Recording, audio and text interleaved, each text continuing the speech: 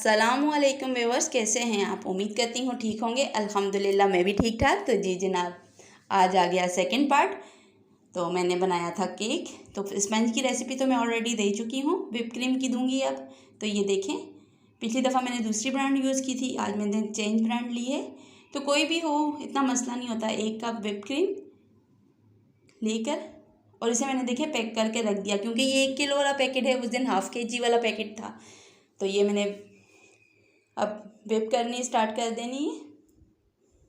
जी जनाब, तो ये देखें, अच्छा सही ठंडी है, गरम नहीं है। गरम होगी तो अच्छी से बीट नहीं होगी, इसमें वेव्स नहीं बनेंगी। अगर ये ठंडी होगी तो इसी में वेव्स बनेंगी। तो कोशिश करें कि फ्रीज़र की ठंडी हो, जमी हुई ना हो। तो जी जनाब, तकरीबन 8 से 10 मिनट में ये तकरीबन फुल व्हिप हो जाएगी। तो मैं थोड़ा स्पीड फास्ट कर देती होती हूँ ताकि आप लोगों को जल्दी से और अच्छे तरीके से बता सकूँ। स्किप नहीं करती, बस स्पीड बढ़ा देती हूँ। तो जी जनाब, उम्मीद करती हूँ समझ आ रहा होगा। ये देखिए, हल्की हल्की वेव्स बनने लग चुकी हैं।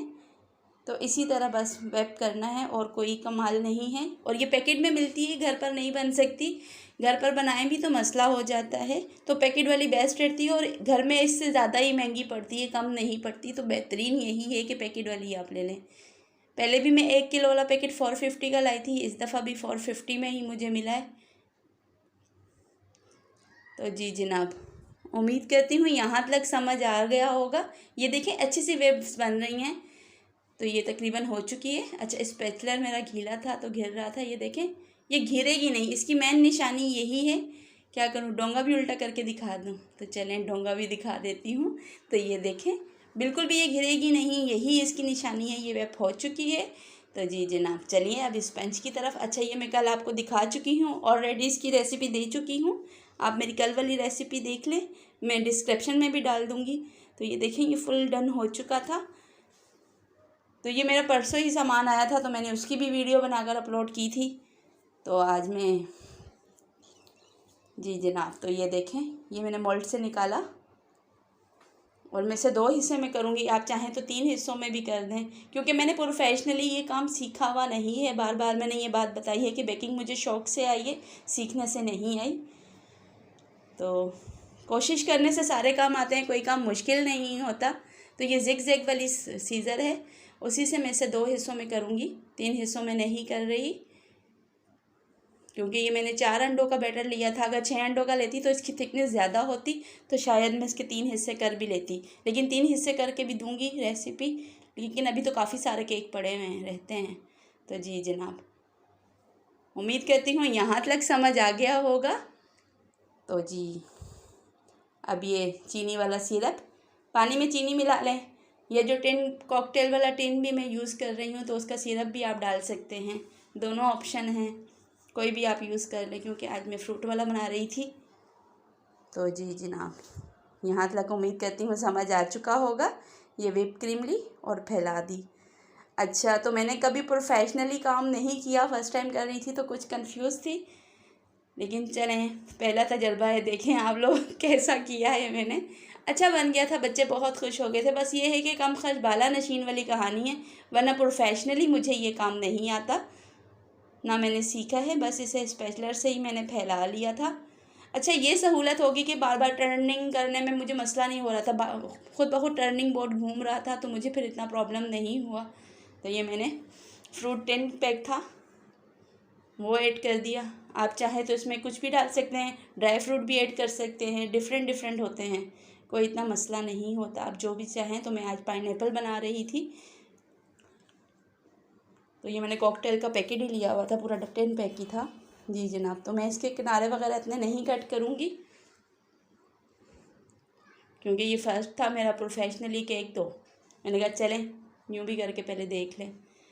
और मैं ना बिल्कुल ताज़े केक भी ये काम करती हूँ, थोड़ी देर ठंडा करें, तकरीबन 1-1.5 घंटा आप उससे रखें, वो थोड़ा सख्त हो जाए, फ्रिज में रख दें, तो वो ज़्यादा सही रहेगा। मैं गरम में ही कर रही होती हूँ, तो क्रीम भी मेल्ट हो रही होती है। तो मुझे कुछ अपनी मिस्टेक सब समझ आ रही हैं, तो वो साथ साथ मैं क्लियर करूँगी, तो आपको बताती रहूँगी। तो जी जनाब, ये देखें, व्हिप क्रीम में पहले थोड़ी सी पाइपिंग बैग में निकाल लूँगी, फ्रीज़र में रख दूँगी, क्योंकि किचन में थोड़ी गर्मी थी तो मेल्ट हो रही थी। तो ये फिर मुझे डिज़ाइनिंग में काम आ जाएगी। ये मैंने निकाल दी है। अब बाकी मैं अप्लाई कर दूँगी इसके ऊपर ही। तो जी जनाब ये देखें। अच्छा, कोई काम मुश्किल नहीं होता, बहुत इजी हो रहा था। वैसे मुझे उस तरह भी कोई इतना मसला नहीं होता था, लेकिन फिर वो प्रोफेशनल वाली बात नहीं आती थी। मैंने बोला चले सामान लिया है तो खर्चा मर्चा किया है, थोड़ा सा हो जाए। तो जी जनाब, अच्छा फाइनल लुक जो मैंने दी थी वो मैंने अपने जुगाड़ से ही दी थी। मज़े की बात तो ये है क्योंकि आखिरकार मैं ना अपने प्लास्टिक के कार्ड पर ही आके रुकी थी। मुझे समझ ही नहीं आ रही थी इस तरह करने में, लेकिन ये बहुत अच्छा बना था और फिनिशिंग बहुत अच्छी आई थी। अच्छा, टर्निंग बोर्ड बहुत अच्छा था, नोज़ल्स बहुत अच्छी थी, अच्छा डिज़ाइनिंग हो गया था। नंबर्स में भी आती हैं नोज़ल, मैंने भी नेट पे सर्च वगैरह किया है, तो वो भी मैं परचेज़ करूँगी, तो वो भी मैं आप लोगों से शेयर करूँगी, क्योंकि उससे साइज़ बड़ा, उससे फ्लावर बड़े और अच्छे बनेंगे। तो मैंने तो ये सेट ही लिया है। इसमें छोटी नोज़ल हैं, ये भी ज़रूरत पड़ती हैं, वो भी पड़ती हैं, तो बड़ी वाली भी 1-2 लेनी पड़ेंगी मुझे लाजमी। तो जी जनाब, उम्मीद करती हूँ समझ आ गया होगा।